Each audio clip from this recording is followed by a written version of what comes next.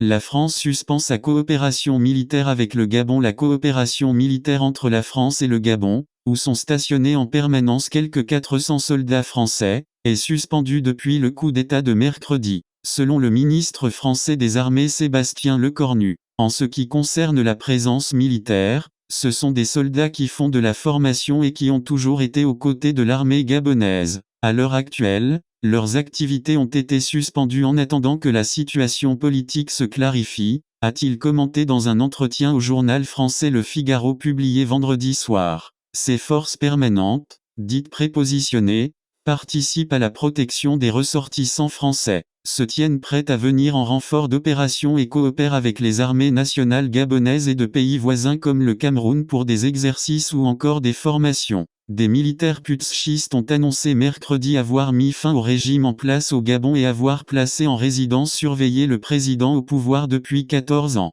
juste après l'annonce officielle de sa victoire à la présidentielle organisée samedi. Le ministre français des Armées a néanmoins tenu à différencier les coups d'État au Gabon et au Niger, où des militaires retiennent prisonnier depuis fin juillet le président démocratiquement élu Mohamed Bazoum, ce que la France conteste. La France condamne tous les coups de force.